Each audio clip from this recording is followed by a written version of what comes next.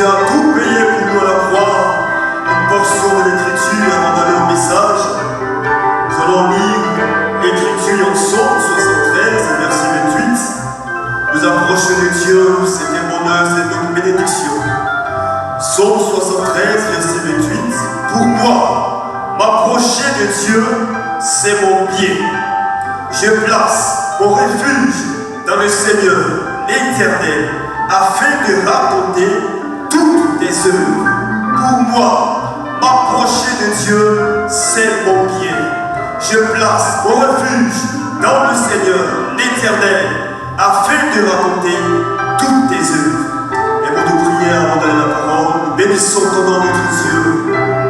Chaque fois que tu rassembles l'épouse, c'est pour parler à l'épouse et c'est pour bénir l'épouse. Ce soir, nous sommes dans ta maison pour entendre ta voix, pour entendre ta parole. Bénis nos âmes ce soir, dispose-nous et que ta parole fasse du bien à chacun de nous. Que cette parole soit pour quelqu'un une guérison de son âme, que cette parole soit pour quelqu'un une guérison de son corps, que cette parole soit pour quelqu'un sa restauration totale sur tous les plans. Nous nous attendons à toi ce soir, au nom puissant de Jésus-Christ. Amen. Les bénéfices pour chanter communion, douce communion, sainte communion. Communion, douce communion,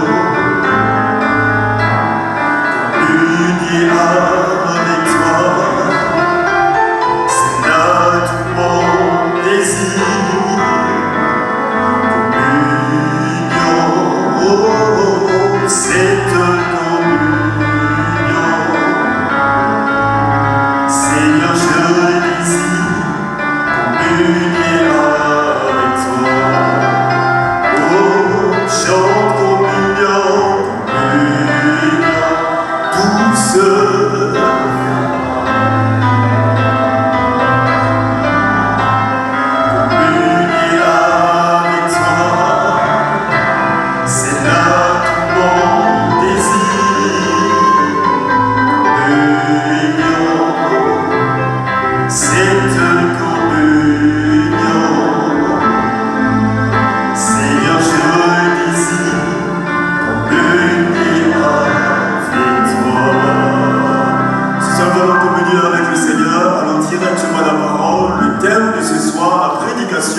La mise au tombeau, soyons attentifs et chaque mot, chaque parole sera pour l'épouse une grande bénédiction ce soir.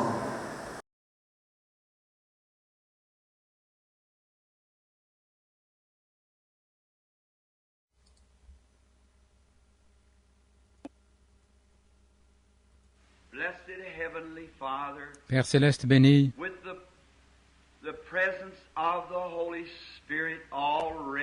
avec la présence du Saint-Esprit déjà ici, nous approchons ta sainte parole. Et bien que j'ai une mauvaise voix, essayons de retenir les mots et de prononcer la parole aussi lentement et posément que possible. Je demande ta conduite divine et l'onction du Saint-Esprit, et qu'elle se déplace parmi nous ce soir, et que celui qui est omniprésent prenne la parole de Dieu et la porte dans chaque cœur selon nos besoins.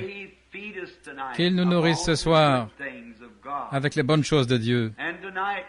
Et ce soir, alors que nous parlons de la parole, que nos cœurs soient emportés à plusieurs kilomètres jusqu'au calvaire, là où Jésus a payé ce prix tout suffisant, exigé par les grands jugements de Dieu depuis le Jardin d'Éden. Et aujourd'hui, que nous réalisions que nous sommes gratuitement justifiés par sa résurrection, par sa mort, son ensevelissement et sa résurrection. Et ce soir, nous ne sommes plus du monde, car nous avons été rachetés au prix du précieux sang du Fils de Dieu. Et ce soir, avec des cœurs reconnaissants, que nous puissions nous tourner vers toi avec toute notre pensée, toute la force que nous avons en nous pour te servir d'un cœur pur, un cœur non frelaté. Accorde ce soir, Père, s'il y en a ici qui ne te connaissent pas dans le pardon de leurs péchés, qu'ils viennent ce soir humblement à la croix et que là ils confessent leurs péchés au Dieu qui est juste pour pardonner. Et que ceci soit une glorieuse soirée pour nous tous. Nous te le demandons au nom de ton Fils, le Seigneur Jésus. Amen.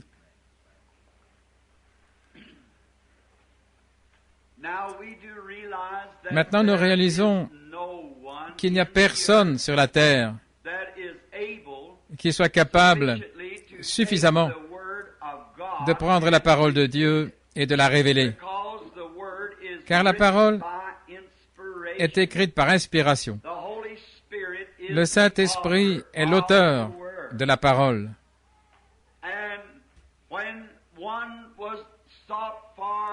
Et quand on a cherché quelqu'un dans le ciel pour prendre le livre et en rompre les sceaux, il n'a été trouvé personne dans le ciel, ni sur la terre, ni sous la terre, qui était digne de rompre les sceaux, ni même de regarder le livre. Mais il y eut là un agneau qui avait été immolé depuis la fondation du monde. Et il est venu et a pris le livre de la main de celui qui était assis sur le trône. Et il a rompu les sceaux et il a ouvert la parole. Et ce soir, nous croyons et nous avons confiance en lui qu'il nous ouvrira la parole. Et maintenant, pendant que je lis dans le 2e chapitre des Actes, comme je l'avais annoncé la première soirée, il s'agissait de la seconde venue du Seigneur Jésus. C'était mercredi. Et jeudi soir, il s'agissait du sacrifice tout suffisant. Vendredi soir, il s'agissait de l'expiation toute suffisante, parfaite. Avez-vous saisi ça hier soir? Parfaitement. Comment nous pouvons être absolument sans tache et parfaits aux yeux de Dieu. Et ce soir, il s'agit de la mise au tombeau.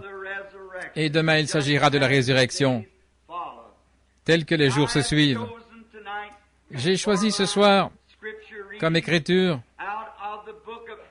le livre des Actes, chapitre 2, et les versets 25, 26 et 27 inclus. Et il est écrit ceci, c'est Pierre qui parle, car David dit de lui, « Je voyais constamment le Seigneur devant moi, parce qu'il est à ma droite, afin que je ne sois pas ébranlé. C'est pourquoi mon cœur se réjouit, et ma langue est dans l'allégresse, et même ma chair reposera avec espérance,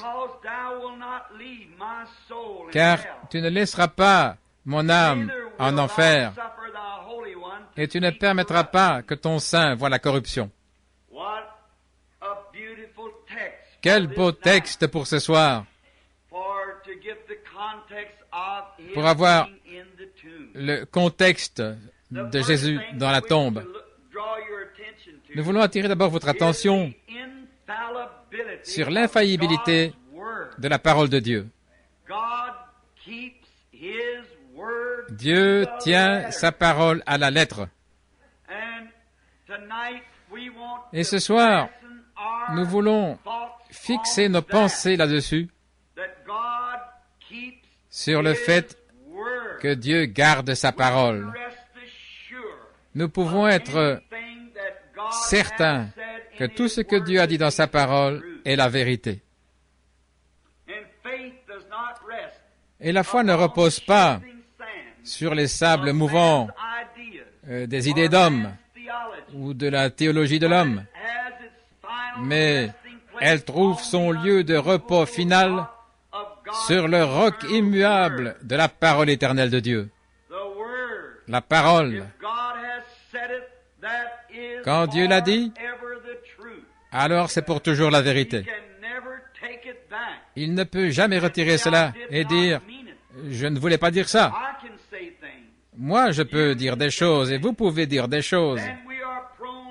Et ensuite, nous sommes enclins à devoir retirer cela parce que nous l'avions dit au mieux de notre connaissance et au mieux de nos capacités. Mais Dieu est tellement différent de nous. Il est infini. C'est pourquoi il ne dit pas une seule chose, à moins que ce soit absolument parfait. Il ne doit jamais retirer cela. Il ne doit jamais s'excuser pour ce qu'il a dit. Ça demeure toujours la vérité. Même pour Jésus, en ces grands jours que nous célébrons, quand Dieu réellement a immolé son Fils pour les péchés du monde, c'était peut-être des milliers d'années avant même que la fondation du monde soit posée. Dieu a parlé la parole et c'est une œuvre achevée dans le ciel quand Dieu l'a prononcée. C'est déjà terminé. Oh, si seulement nous pouvions saisir ce que ça signifie et quelles personnes différentes nous serions de voir dans ces livres les jugements qui sont placés là pour ceux qui sont désobéissants. Cela amènerait l'homme à s'examiner heure après heure. Ça ferait que les justes se réjouissent heure après heure en lisant les bénédictions que Dieu a promises aux fidèles. Et nous pouvons être assurés que chaque parole sera accomplie. Mettons une ancre là pour notre âme, car cela a toujours été ainsi. Quand Dieu a parlé à Noé, là dans le monde avant le déluge,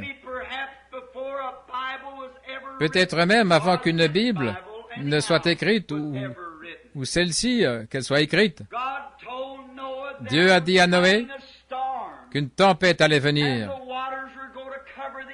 et que les eaux allaient couvrir la terre. Et alors qu'il n'y avait pas le moindre signe que cela allait arriver, tout étant contraire à cela, Noé a agi avec crainte et il a construit l'arche, il l'a apprêtée. C'était pour le salut de sa maison et de lui-même. Et Dieu ne l'a pas laissé tomber, car c'était sa parole. Ça devait arriver, puisque Dieu avait dit que cela arriverait. Quand Job, le livre le plus ancien de la Bible, il fut écrit peut-être avant la Genèse, et il est inclus dans la Bible. Et Moïse a écrit la Genèse. Job, dans son livre, s'est reposé solennellement sur la promesse que Dieu lui avait donnée. Et il s'est tenu près de son offrande consumée par le feu, sans crainte dans son cœur, en sachant que ce que Dieu avait dit, il était capable de l'accomplir. Et quand tout semblait aller dans le sens contraire, Job est resté ferme, parce que la promesse de Dieu était ferme. Dieu avait fait une promesse à Job et Job se reposait sur cette promesse. Oh, si l'Église pouvait atteindre ce point où elle peut se reposer solennellement sur la parole éternelle de Dieu comme étant la vérité. Quelle différence ça serait! Quelle correction ça serait! Et quel nettoyage, quelle joie ce serait! Quelle puissance il y aurait si les hommes et les femmes prenaient Dieu à sa parole comme étant la vérité. Peu importe les circonstances, ça n'a rien à voir. Dieu l'a dit, ça règle la question.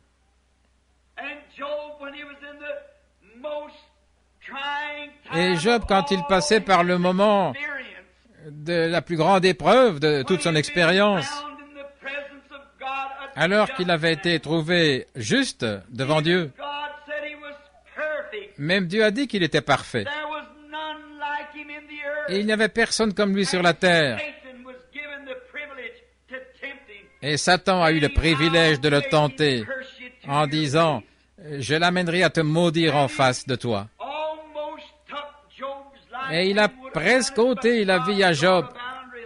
Et il l'aurait fait, mais Dieu avait tracé une limite en disant, « Tu peux lui faire tout ce que tu veux, mais ne prends pas sa vie. » Alors, quand Job s'est levé au moment crucial de son épreuve, il a dit, « Je sais que mon Rédempteur est vivant, et au dernier jour, il se tiendra sur la terre, et même si les vers détruisent ce corps, dans ma chair, je verrai Dieu. » Peu importe combien ça semblait sombre et irréel, il y avait quelque chose qui avait ancré l'âme de Job dans cette promesse éternelle. Oh, si nous pouvions faire la même chose.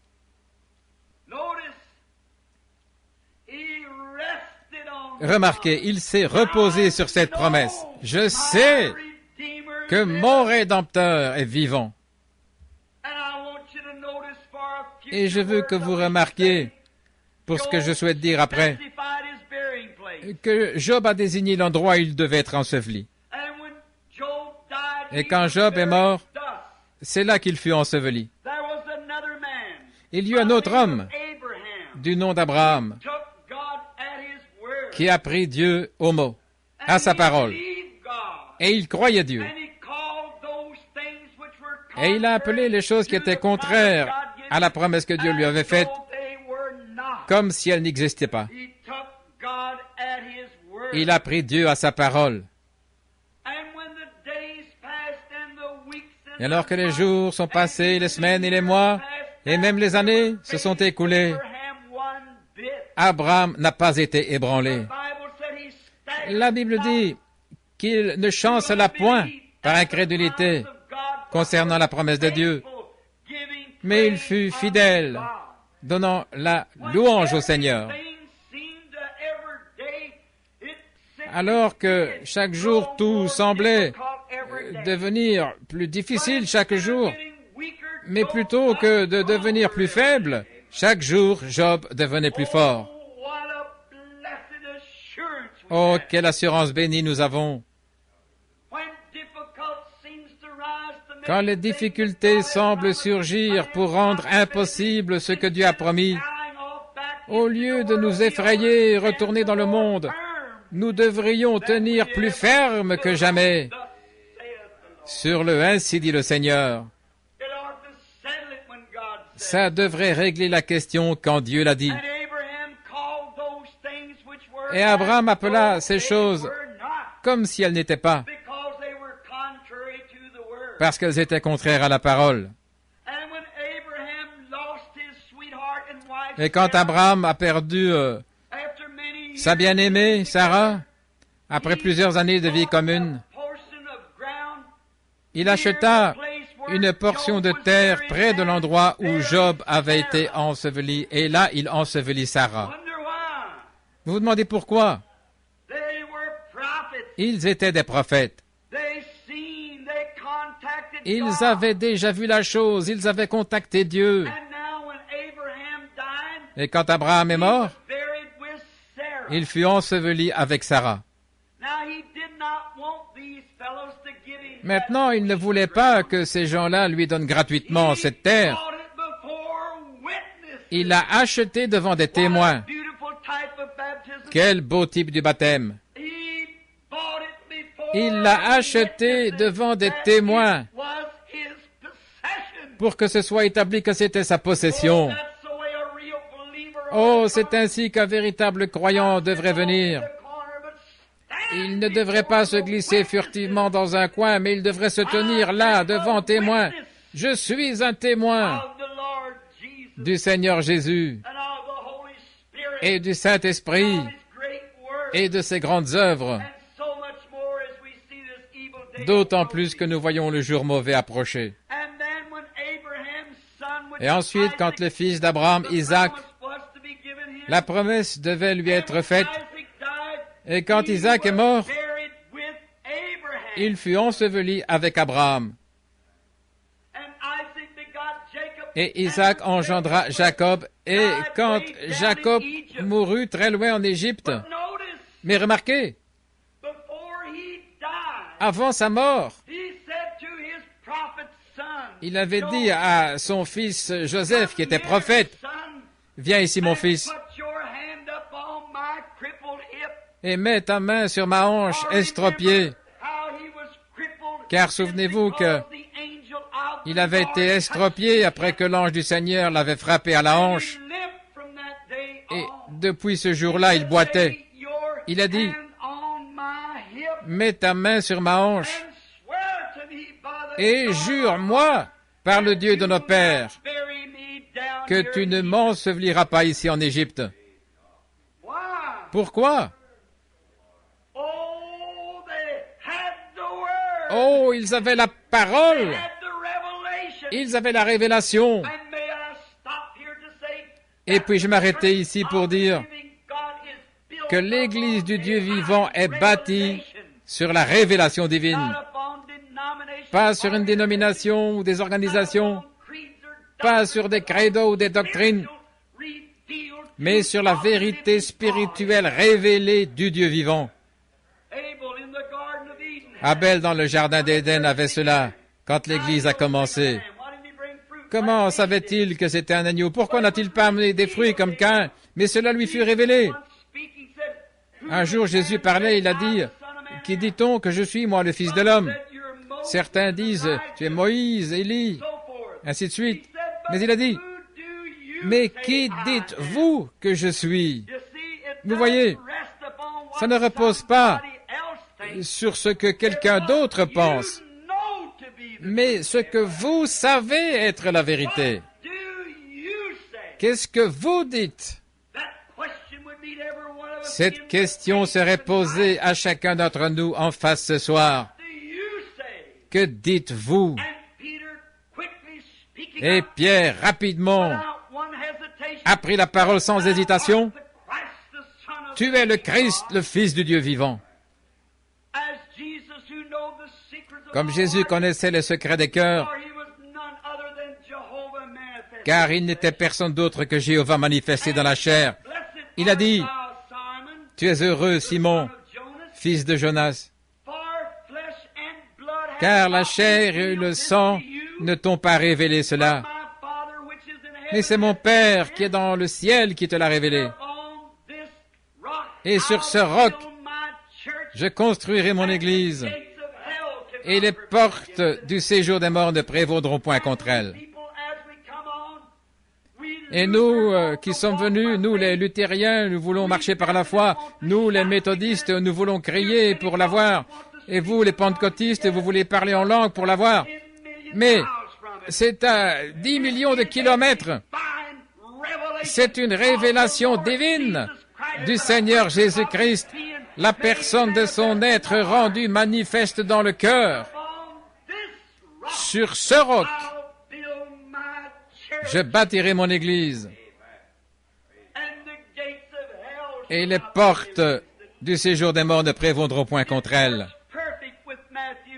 Et c'est parfaitement avec Matthieu 24, ou plutôt Saint Jean 5, 24. Celui qui entend mes paroles et qui croit en celui qui m'a envoyé a la vie éternelle. Il ne viendra point en condamnation, mais il est passé de la mort à la vie. Ce n'est pas parce que vous avez eu un mouvement ou une émotion, mais c'est parce que vous avez eu le privilège de recevoir du ciel la révélation de Christ. Sur ce roc, je bâtirai mon Église. Et quand Jacob est mort, son fils, a fait amener son corps et l'a enseveli avec Abraham, Isaac, Sarah et Job dans la Terre Sainte, en Palestine. Alors Joseph étant un prophète, il a prospéré en Égypte. Il connaissait Dieu, Dieu s'était révélé à lui.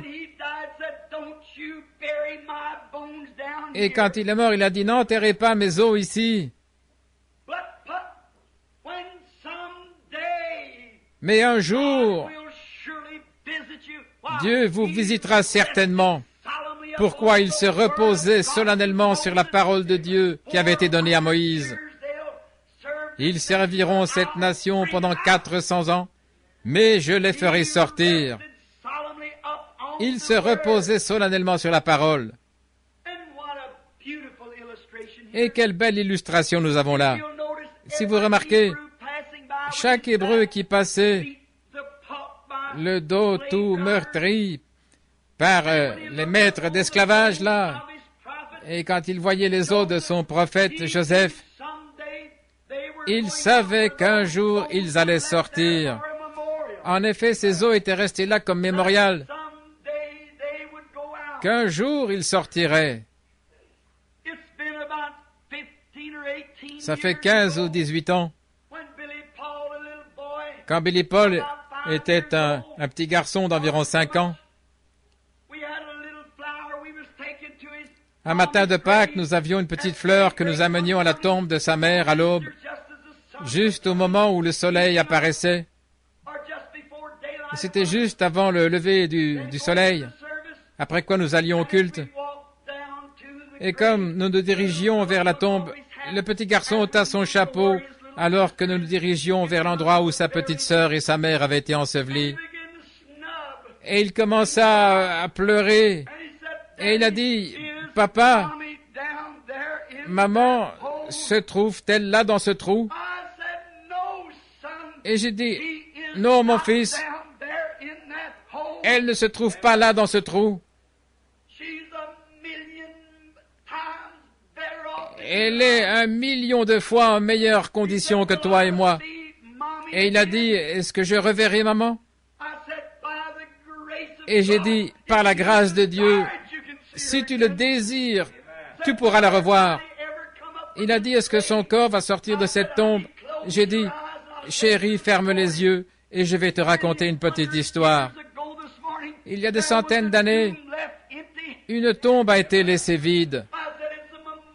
Et je dis, c'est un mémorial pour ceux qui s'endorment dans le Seigneur, que Christ les ramènera avec lui quand il viendra. Sans l'ombre d'un doute, je me repose solennellement sur la promesse éternelle de Dieu. Comme Job autrefois, quand nous entendons dire « Tu es poussière et tu retournes à la poussière », ça me rappelle Longfellow qui avait dit « Ne me dites pas de tristes termes que la vie n'est qu'un rêve vide et que l'âme qui dort est morte et que les choses ne sont pas ce qu'elles semblent être. » Il a dit « La vie est réelle, la vie est sérieuse et la tombe n'est pas ton but, car tu es poussière et tu retournes à la poussière. » Mais ce n'est pas ainsi de l'âme. On appelle ça une théophanie, c'est-à-dire que lorsque nous quittons ici, nous entrons quelque part ailleurs. Quoi que ce soit, j'accepte la parole de l'apôtre quand il a dit « Si ce tabernacle terrestre ou si cette tente est détruite, nous en avons déjà une qui nous attend pour entrer dans celle-là. » Abraham, Isaac, Jacob, Job, tous les prophètes avaient eu confiance et croyaient que la résurrection viendrait, que le Rédempteur viendrait. Ils ont prophétisé à son sujet. Enoch a prophétisé. Il s'est reposé solennellement. Il a scellé son témoignage avec cela. Isaac, Jacob, Daniel, Jérémie, Ézéchiel se sont reposés solennellement sur le temps où le Messie viendrait. Et ils sont morts et leurs âmes sont allées au paradis. Ils ne pouvaient pas entrer dans la présence de Dieu. Nous avons vu ça hier soir. Le sang des taureaux et des boucs ne pouvait pas pardonner le péché. Ça couvrait simplement le péché. Ça parlait du jour où le sacrifice parfait serait offert. En effet, le sang de l'animal ne pouvait pas revenir sur l'adorateur, car si c'était le cas, on n'aurait pas cessé d'offrir ce genre de sacrifice. Mais quand le Fils de Dieu est mort, la vie qui était en lui, qui n'était rien d'autre que Dieu, est revenue, et elle nous a adoptés dans la famille de Dieu, et maintenant nous sommes les enfants de Dieu. La vie de son sang. Maintenant, remarquez rapidement, alors que nous continuons, dans l'Ancien Testament, ceux-là qui avaient cru et qui adoraient et qui étaient morts dans la foi attendant ce temps-là, la raison pour laquelle ces prophètes ont fait cela, ils voulaient être ensevelis en Palestine, c'est parce qu'ils savaient que la résurrection n'aurait pas lieu en Égypte, mais qu'elle aurait lieu en Palestine seulement. Et voilà pourquoi je dis ce soir, on me donne toutes sortes de noms, peu importe comment les gens m'appellent, ça ne me fait rien.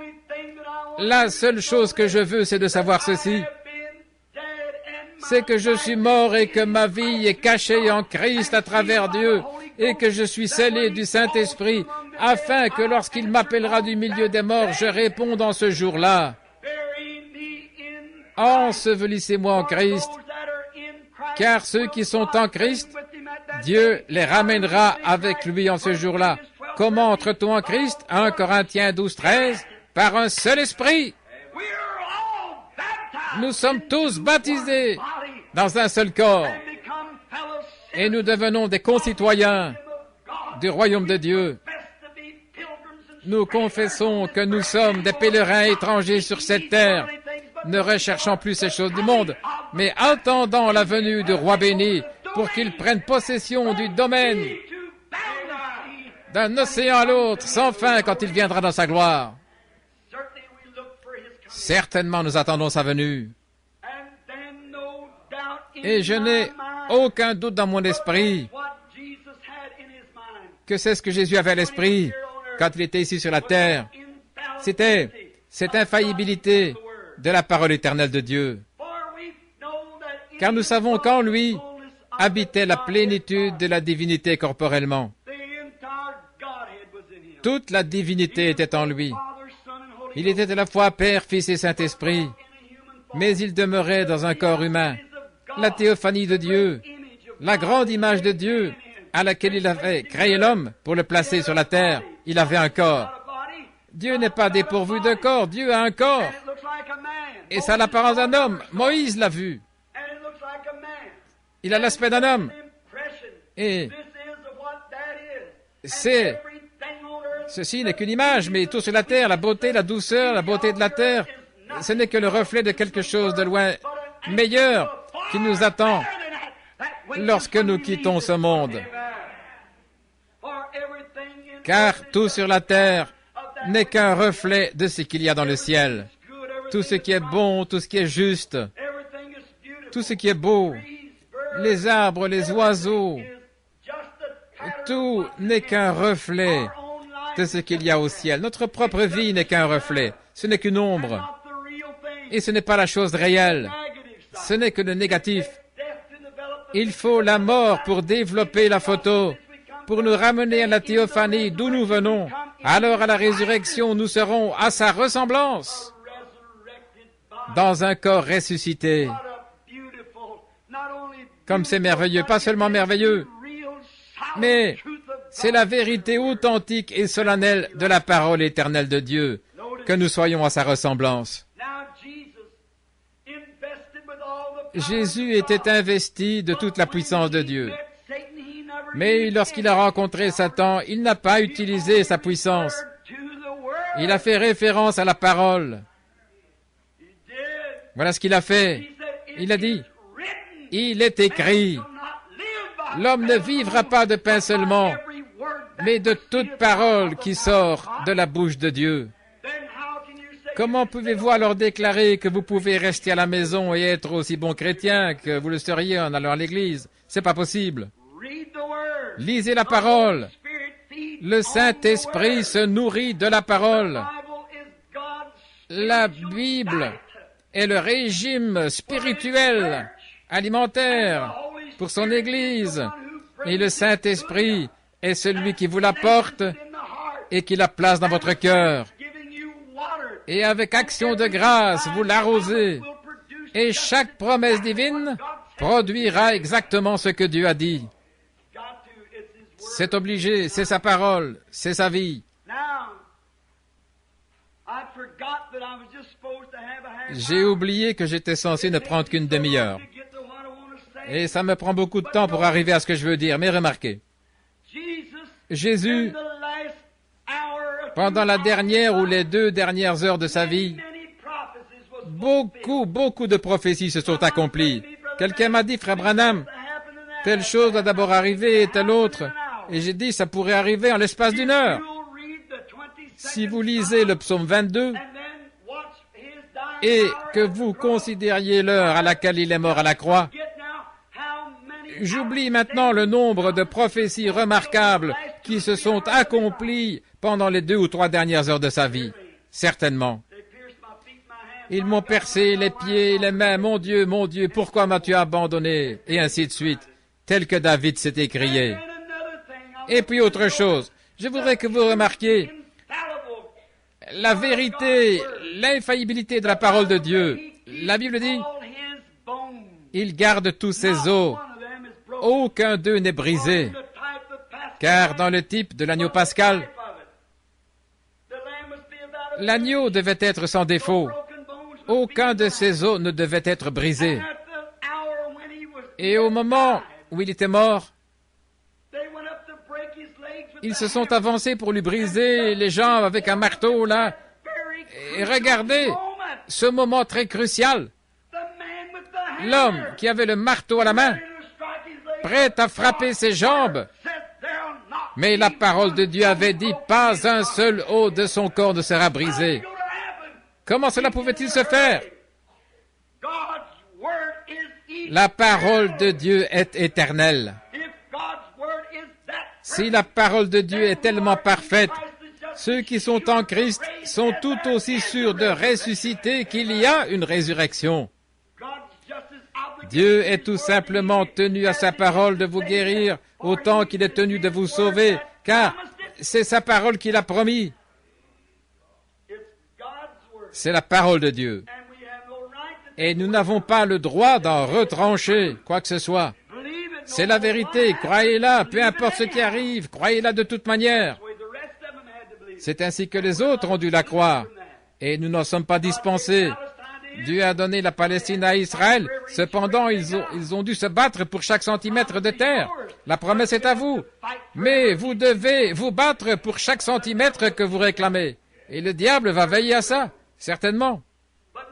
Mais remarquez, quand ils étaient prêts à briser les jambes de notre Seigneur Jésus, et si ce marteau avait frappé la jambe et l'avait brisé, Dieu aurait été trouvé menteur.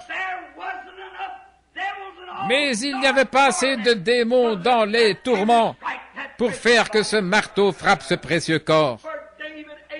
Car David, 800 ans avant, avait dit qu'aucun de ses os ne serait brisé. La parole de Dieu doit demeurer vraie. Mais qu'ont-ils fait alors? Ils ont pris une lance et l'ont enfoncée dans son côté, et le sang et l'eau sont sortis pour accomplir ce que la Bible avait dit. Ils ont percé mes mains et mon côté. La parole était accomplie. Alors quand il est mort, oh, quelle heure terrible! Et je pense à ce chant, en toute honnêteté, cela me fait sentir terriblement mal quand je pense à ce cantique que le poète a composé il y a des années, alors que les rochers se fendaient et que les cieux s'assombrissaient. Mon Sauveur a baissé la tête et est mort. Le voile ouvert révéla le chemin. vers les joies des cieux et le jour sans fin. Et pendant qu'il était suspendu là, saignant et mourant, quand il baissa la tête, le soleil fut tellement honteux de lui-même en regardant les créatures mortelles que Dieu avait faites à son image et qu'il devait payer un si grand prix pour les racheter. Le soleil refusa de regarder la terre à ce moment-là. La lune fut si embarrassée qu'elle se retira et les étoiles tournèrent le dos à la terre. Quelle chose horrible, le péché, et de voir comment Dieu a dû traiter avec cela. Et de voir ces sacrificateurs qui se moquaient de lui alors que les crachats coulaient sur son visage. Un homme l'a frappé à la tête avec un roseau en disant « Si tu es prophète, dis-nous qui t'a frappé. » Et l'un d'eux lui a arraché la barbe au visage. Il l'a frappé au visage. Il voulait qu'il prenne sa défense. Il a dit « Si mon royaume était de ce monde, j'invoquerais mon Père et il m'enverrait 12 légions d'anges. » Le cours des événements aurait pu changer. Mais comment pouvait-il le faire? Il ne pouvait tout simplement pas, car c'étaient ses propres enfants qui réclamaient son sang. Pourriez-vous imaginer un papa, un père, et ses propres enfants dans les ténèbres réclamant le sang de leur propre père? C'est la raison pour laquelle il ne pouvait rien faire d'autre que mourir. S'il ne l'avait pas fait, ses enfants seraient perdus. Les créatures seraient perdues. Mais il devait mourir pour sauver son peuple. Et quand il est mort, quand il baissa la tête, cette terre eut un frisson dans le dos. Elle a dû avoir une dépression nerveuse, car la Bible dit que toute la terre de la 6e à la 9e heure était plongée dans les ténèbres. Toute la face de la terre. Et la terre trembla et les rochers se fendirent et le voile du temple se déchira de haut en bas. Les bilots pour le sacrifice étaient renversés, le Fils du Dieu vivant était mort. Il était tellement mort que le soleil l'a reconnu. Il était tellement mort que la lune l'a reconnu. Il était tellement mort que les étoiles l'ont reconnu, tellement mort que la terre l'a reconnu.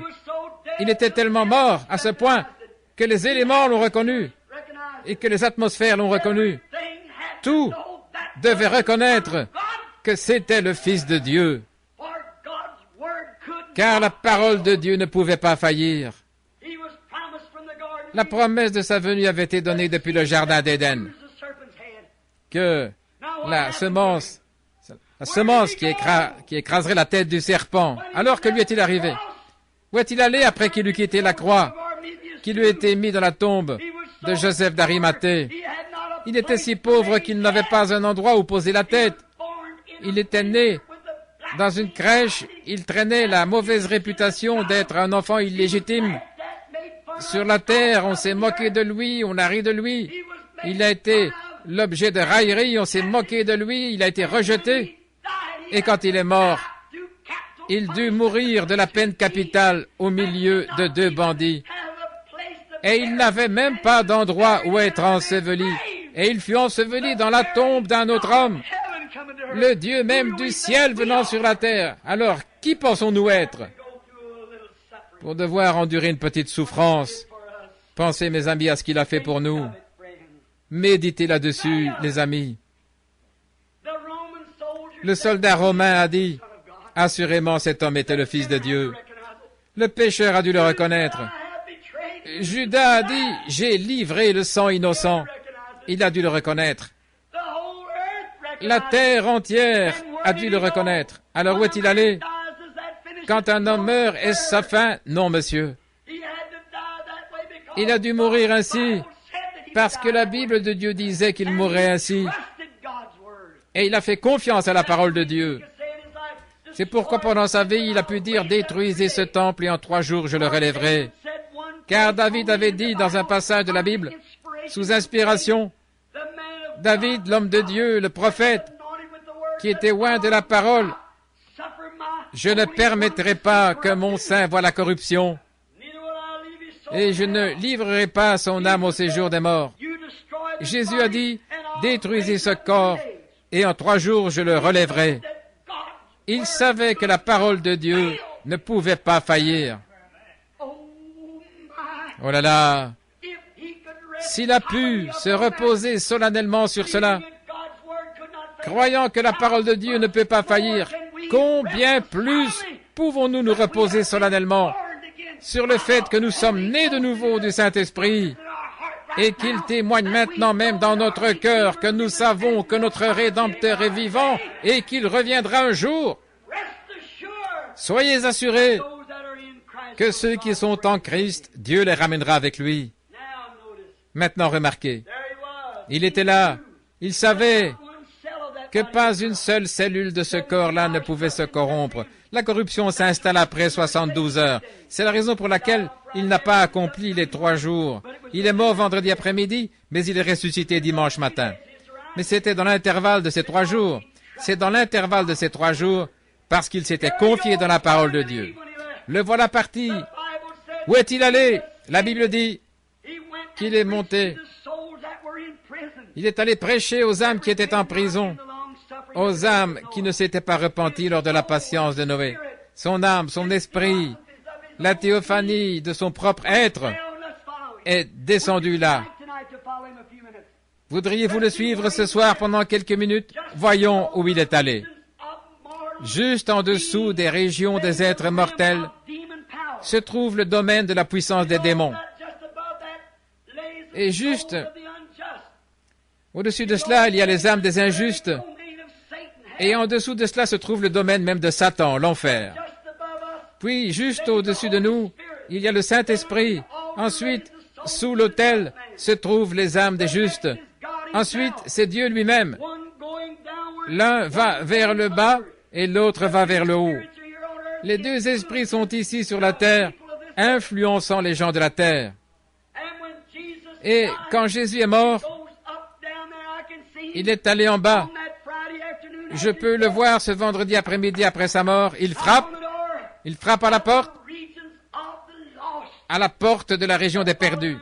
Suivons-le un instant. La porte s'ouvre. Il y avait des femmes, des hommes, des jeunes filles, des personnes âgées, tous ensemble, dans cet endroit hideux appelé la prison des âmes perdues. Si j'avais le temps, j'aurais aimé vous en parler, et peut-être que cela n'était qu'une vision. Mais une fois j'ai visité cet endroit-là, et j'ai crié « Miséricorde !» J'étais alors un pécheur et je subissais une opération, et quand j'en suis sorti, je me trouvais à l'ouest, les mains levées vers le ciel, et une croix brillait sur moi. Mais là, dans cet endroit lugubre, Jésus s'est avancé jusqu'à la porte. Tout devait témoigner qu'il était le Fils de Dieu. En effet, on leur avait prêché lors de la patience au jour de Noé. Il a frappé à la porte et il a dit, « Je suis celui dont Enoch a parlé. Je suis la semence de la femme qui devait écraser la tête du serpent. Chaque parole de Dieu s'est accomplie. Je viens de mourir là-bas au calvaire et j'ai racheté mon église. Et celui dont Enoch a parlé, c'est moi. » Et ils étaient sans miséricorde, sans espoir, parce qu'ils avaient péché. Et la porte leur fut fermée au nez. Il descend jusque dans les régions des démons, jusqu'aux portes même de l'enfer. Il frappe à la porte. C'est ce qui se passe pendant qu'il est dans la tombe, son corps attendant la résurrection. Il a visité les lieux où vont les justes et les injustes, là où vous irez un de ces jours, à l'un ou à l'autre de ces endroits. Et il frappe à la porte, et alors le diable sort. Et je peux juste l'entendre dire, « Oh, tu es donc finalement arrivé. Je pensais t'avoir eu quand j'ai tué Abel. » Vous voyez, depuis que cette semence avait été promise dans le jardin d'Éden, le diable a constamment tenté de la détruire. Et la mort d'Abel et la venue de Seth, c'était juste la mort, l'ensevelissement et la résurrection de Christ. Cette semence va continuer. Et il a tenté de la détruire. Il a dit, « Je pensais t'avoir eu quand j'ai tué Abel. Je pensais t'avoir eu quand j'ai tué les prophètes. J'étais sûr de t'avoir eu quand j'ai décapité Jean. Mais à présent, tu es finalement arrivé. Maintenant je t'ai. Oh là là.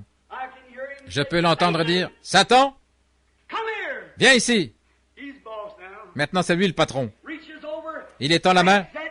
Il arrache la clé de la mort et du séjour des morts de son côté. Il l'accroche à son propre côté. Je veux te dire ceci. Tu as fait le bluffeur assez longtemps. Je suis le Fils du Dieu vivant, né virginalement. Mon sang est encore frais sur la croix et la dette est entièrement payée. Tu n'as plus aucun droit. Tu es dépouillé. Donne-moi ces clés. C'est juste. Il se retourne et lui donne un bon coup de pied, puis il claque la porte et il dit « Reste là. À partir de maintenant, c'est moi le chef. » Or, il n'avait pas les clés du royaume, mais il les avait données à Pierre. Nous verrons cela le matin avec le baptême d'eau. Mais il avait les clés de la mort et du séjour des morts, et il s'en est emparé. Et après sa résurrection, il a dit « J'ai les clés de la mort et du séjour des morts. » Pierre avait les clés du royaume. Satan avait les clés de la mort et du séjour des morts. Mais maintenant, c'est Jésus qui les détient. C'est lui le chef. Et le voilà qui monte. La Pâque approche. Le temps passe vite. Mais il y a un autre groupe. Où est Job? Où est Abraham? Où sont-ils? Où sont ces gens qui avaient placé leur foi dans la parole de Dieu? Les a-t-on oubliés? La mort les a-t-elle anéantis? Était-ce fini? Jamais! Jamais! Dieu doit garder sa parole. Je peux le voir. Jetons un coup d'œil au paradis. Et je vois là Sarah et Abraham en train de se promener. Et après un temps, quelqu'un frappe à la porte.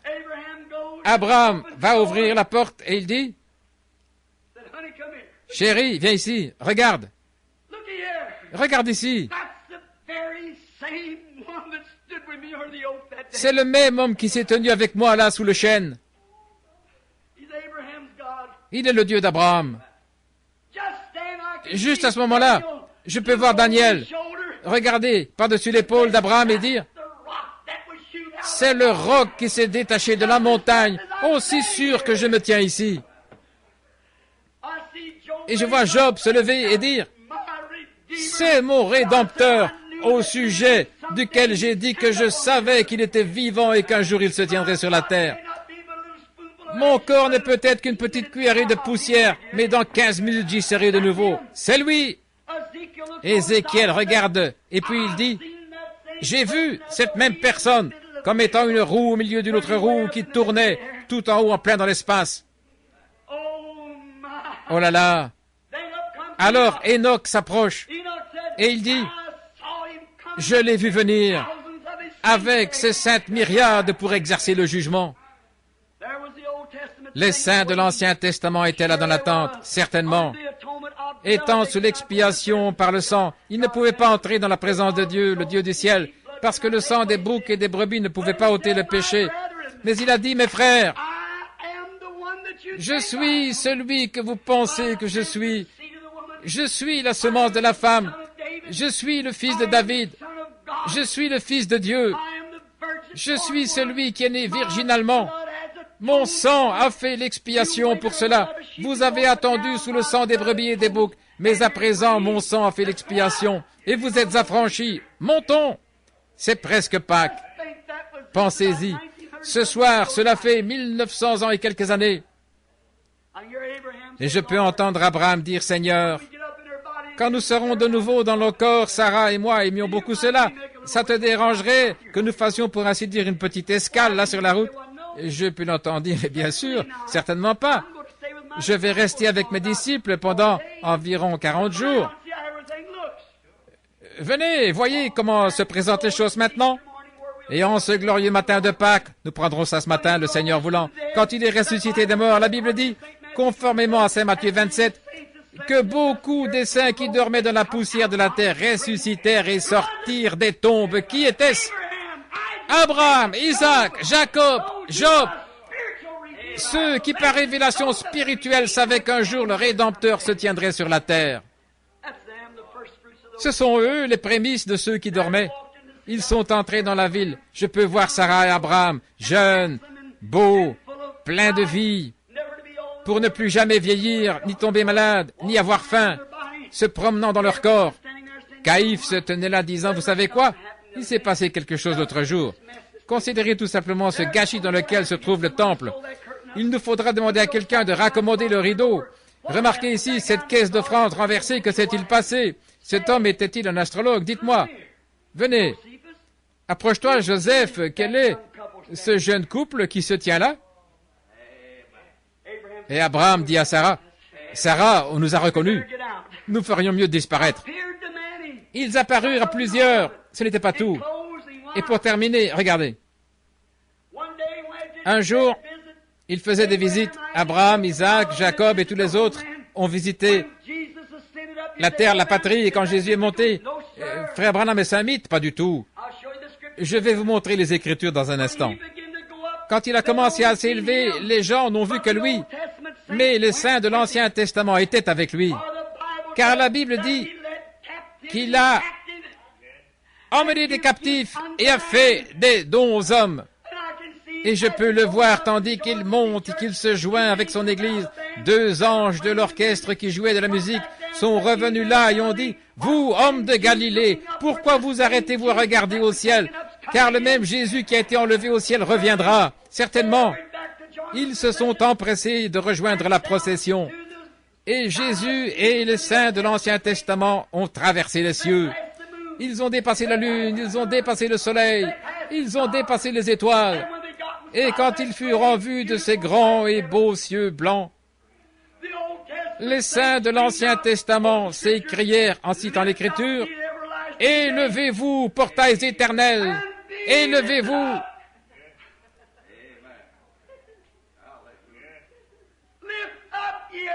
Élevez-vous, portes éternelles, élevez-vous et que le roi de gloire fasse son entrée. Tous les anges se rassemblèrent sur les rampes du ciel en disant, « Qui est ce roi de gloire ?» Les saints de l'Ancien Testament dirent, « L'Éternel des armées, puissant dans la bataille. » Il était le conquérant. Et l'ange appuya sur le gros bouton et les portes de perles s'ouvrirent. Le grand puissant conquérant est entré dans la ville de Jérusalem, ramenant les saints de l'Ancien Testament. Les orchestres des anges jouaient, tandis que les anges criaient. Il était le puissant conquérant. Il avait les clés de la mort et du séjour des morts à son côté. Il a traversé le palais de gloire jusqu'au trône.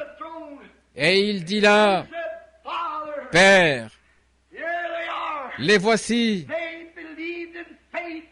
Ils ont cru ta parole avec foi que je viendrai un jour. J'ai conquis la mort et le séjour des morts. » Qu'était-ce, frère? Il avait des cicatrices à la main pour montrer qu'il avait combattu. Gloire à Dieu au plus haut des cieux. Il est le puissant conquérant. Les voici, Père, Abraham, Isaac et Jacob. Je peux l'entendre dire, « Mon fils, monte ici à mes côtés et assieds-toi jusqu'à ce que je fasse de tous tes ennemis ton marchepied. » Frère, un jour, il reviendra. Et quel jour ce sera? Il n'est pas resté inactif quand il était là dans le tombeau. Nous pensons qu'il était étendu la mort. Mais il était dans les lieux bas, toujours en train de conquérir. Il est descendu, il a arraché à Satan les clés. Il détient les clés de la mort et du séjour des morts ce soir. Il a dit, puisque je vis, vous vivrez aussi. Je me demande ce soir, mon cher frère, ma sœur, si vous y pensez sincèrement, réalisez-vous que vous ne vivez que parce que lui vit? Avez-vous suffisamment apprécié cela pour vous abandonner et dire, « Oh Dieu, me voici, un pécheur, sois miséricordieux envers moi. » Avez-vous déjà accepté ce sacrifice tout suffisant? Lui avez-vous déjà dit que vous l'aimiez? Cela vous donne-t-il des remords quand vous faites le mal? Si vous n'êtes jamais venu à cette expérience, maintenant, dans cette mise en tombeau ici, alors que notre temps s'écoule, je me sens tellement bien. Cependant, voudriez-vous, si vous n'avez pas encore reçu Christ comme votre sauveur personnel, voudriez-vous le faire maintenant alors que nous avons la tête inclinée?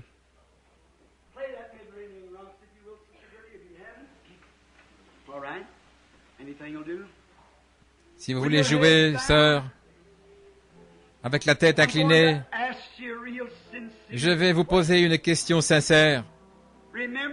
Souvenez-vous, les amis, pécheurs ou saints, vous ne cessez pas d'existence après votre ensevelissement. Votre âme est quelque part. Et Jésus a visité les deux endroits selon les Écritures.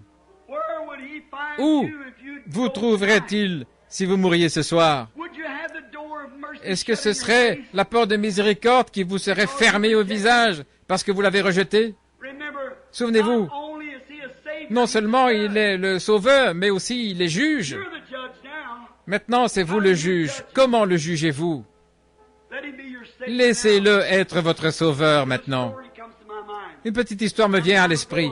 Il y a quelque temps, un petit garçon était là, assis là dans une charrette, et un coup de feu a retenti dans la rue, et les chevaux se sont emballés, il se dirigeait vers une falaise.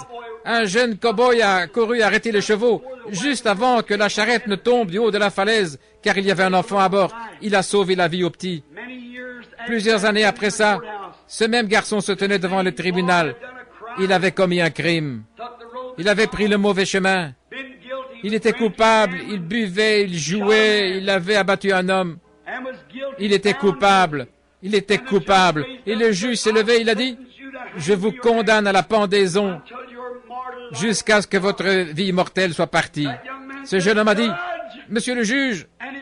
Et il a interrompu la procession du tribunal en sautant par le garde-fou, et il tomba aux pieds du juge pour implorer la miséricorde. Il a dit, « Juge, regardez mon visage, ne me reconnaissez-vous pas ?» Il a dit, « Non, mon fils, non. » Il a dit, « Vous vous souvenez du petit garçon que vous avez sauvé il y a des années, quand le cheval s'est emballé ?» Il a dit, « Oui, je me souviens. Je suis ce garçon-là. » Il a dit, « Monsieur le juge, vous m'aviez sauvé à l'époque, sauvez-moi maintenant. » Et le juge l'a regardé, il a dit, « Mon fils, ce jour-là, j'étais ton sauveur. Aujourd'hui, je suis ton juge.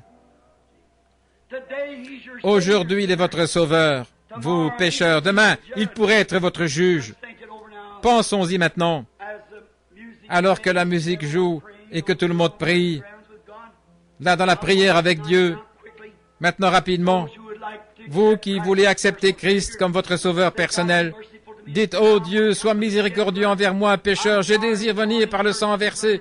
Je suis fatigué de venir dans des églises, de courir de lieu en lieu. Je veux naître de nouveau. Je veux une expérience dans mon cœur pour savoir que Christ s'est révélé à moi par la révélation spirituelle dont vous venez de parler, frère Branham. Je veux la révélation spirituelle, le Saint-Esprit dans mon cœur qui me vivifie, qui rend Christ plus réel pour moi que je ne le suis pour moi-même. Je désire cette expérience-là, frère Branham. Voudriez-vous prier pour moi alors que je lève la main? Voudriez-vous lever la main maintenant, vous qui voulez qu'on se souvienne de vous? Que Dieu te bénisse. Que Dieu vous bénisse, là, madame, là derrière. Que Dieu vous bénisse, monsieur. C'est bien. Levez la main maintenant, continuez à lever la main. Pourquoi auriez-vous honte? Vous serait-il possible de rejeter pareille chose, mon ami? Vous dites, frère Branham, ça fait des années que les prédicateurs prêchent. Je sais, mais un de ces jours, ils cesseront de prêcher et à voir les choses arriver. Ça pourrait arriver tout de suite. Vous allez entendre votre dernier sermon. Franchement, ça pourrait être votre dernier sermon. Vous dites, je suis jeune. Ça n'a pas d'importance. La mort ne fait exception de personne, pas d'âge ni de capacité. Voulez-vous l'accepter comme sauveur personnel? Levez la main maintenant. Oh Dieu, sois miséricordieux envers moi. Voulez-vous lever la main? Quelqu'un qui est rétrograde. Oh Dieu, sois miséricordieux. Je veux revenir à Christ ce soir, afin que demain il y ait une résurrection pour moi. Voudriez-vous lever la main? Sois miséricordieux envers moi. Voulez-vous lever la main? Dites, je suis rétrograde. Que Dieu vous bénisse, madame. C'est bien. Je veux accepter Christ comme mon sauveur personnel. Je veux l'accepter ce soir. J'ai erré beaucoup d'années loin de Dieu, mais maintenant, je rentre à la maison. Voudriez-vous l'accepter afin que ce soit une nouvelle résurrection pour vous et que votre vieille vie prenne fin? Cette dame vient de venir à l'autel faire sa confession. Si quelqu'un d'autre veut venir, voudriez-vous vous lever et venir aussi à l'autel? L'autel est ouvert, certainement. Venez sans tarder. Si vous voulez, voudriez-vous venir sur la confession de votre foi, sur base de votre foi dans le Fils de Dieu, Voudriez-vous venir maintenant? Ça dépend de vous. Ça dépend de vous. Êtes-vous un pécheur? Êtes-vous rétrograde? Êtes-vous froid, éloigné de Christ? Voulez-vous ressusciter maintenant, nouveauté de vie avec lui?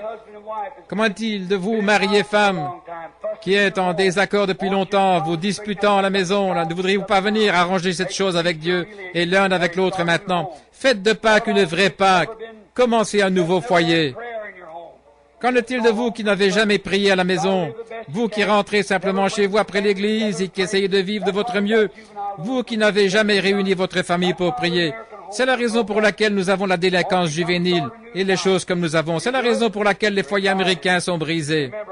Souvenez-vous, je suis votre prédicateur maintenant, mais un jour, je serai témoin.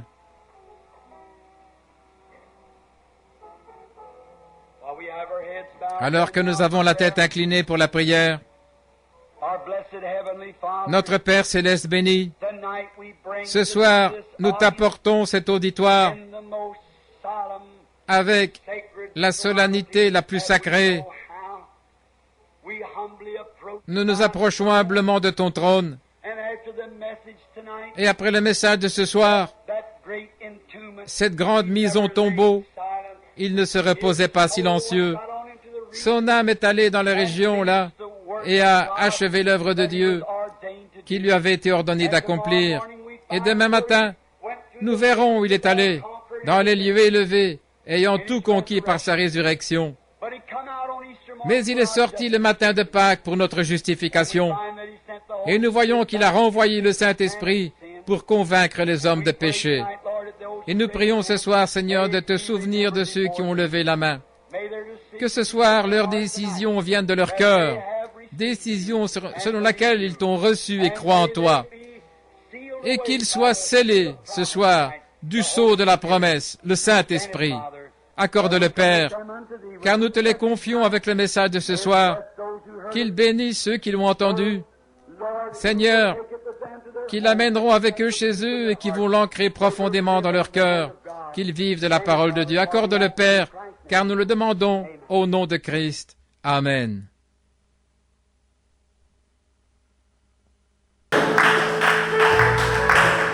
Bienvenue dans cette atmosphère, tu peux parler à ton Dieu ce soir, c'est un moment de restauration pour ton âme, tu peux prier le Seigneur, toi-même ta propre résurrection au plan spirituel, il n'y a pas assez de démons en enfer pour pouvoir bloquer tes bénédictions ce soir. La parole de Dieu est infaillible, ce que Dieu a dit, il doit le faire dans ta vie, il va l'accomplir dans ta vie, alors parle à Dieu ce soir, ouvre la bouche et parle à Dieu ce soir, c'est un moment de restauration pour toi, un moment de délivrance pour toi, un moment de guérison pour toi. Tout est possible si tu le veux ce soir, si tu le crois. Alléluia. Même dans le tombeau, Jésus est Seigneur. La mort n'a pas pu le retenir. Il est Seigneur même dans le tombeau.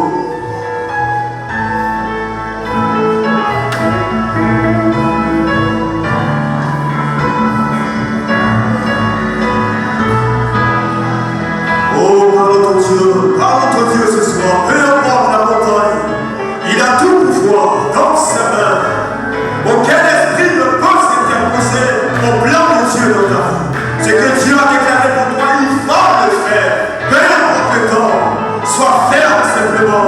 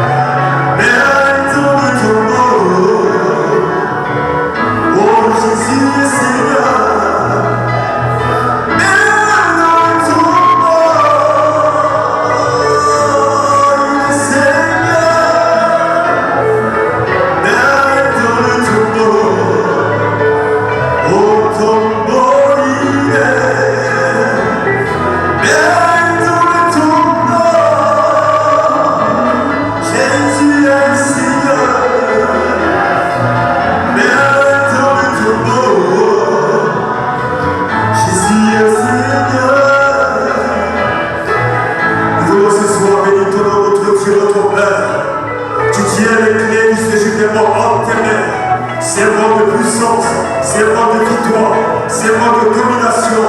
Nous savons une chose, tu es mort, tu es ressuscité, tu es assis à droite du Père. Nous savons une chose, nous sommes époux, Seigneur. Nous savons une chose, nous te représentons sur cette terre, Seigneur.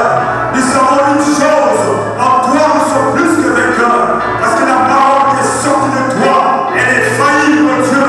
Elle est faillible pour accomplir ce que tu as décidé pour tes enfants. Elle est faillible pour matérialiser la guérison. Elle est faillible pour matérialiser la délivrance. Elle est faillible pour matérialiser le baptême du Saint-Esprit. Elle est faillible pour matérialiser la restauration de l'âme. Elle est faillible pour délivrer quiconque est sous le poids des puissants des ténèbres. Tu bénis ta parole dans la vie de l'épouse. Tu guéris ceux qui sont malades. Tu donnes la force à ceux qui sont tombés. Tu fortifies ceux qui sont abattus. La gloire de Dieu descend dans la vie de tes enfants. Chacun sous ton contrôle. Aucun esprit ne tient quelqu'un captif, mon Dieu. Parce que là où il y a l'esprit de Dieu, il y a la liberté, il y a la délivrance. Tu es mort pour nous, tu es ressuscité pour que nous soyons libres de toute oppression. Béni sois-tu, Seigneur, pour cette soirée que tu as rendue possible. Merci pour ta parole que tu as bénie dans nos cœurs. Souviens-toi de notre cher pasteur, là où se trouve avec sa famille. Sois avec eux, soutiens-les, fortifie-les. Tu bénis le séjour, tu bénis également le retour. Nous voulons te recommander ce culte de ce dimanche, ce moment de gloire que tu as mis à part. Bénis le conducteur de louange, bénis le prédicateur, bénis ce qui se fera dans ta maison et que toute la gloire te revienne. Nous sommes au terme de ce moment, tu nous raccompagnes, que ta main soit sur nos vies et que ta gloire nous environne au nom puissant de Jésus. Amen. Que Dieu vous bénisse. Nous avons fini pour ce soir. Nous nous retrouverons dimanche par sa grâce pour un moment de louange et d'adoration. N'oubliez pas d'inviter de nouvelles personnes ainsi que ceux, les personnes malades. Dieu va se charger du reste. Invitons-les simplement. Dieu sera encore instrument et délivré. Merci Seigneur. Le diable, tu peux ne pas sortir. Celui qui met en Jésus une ferme confiance, jamais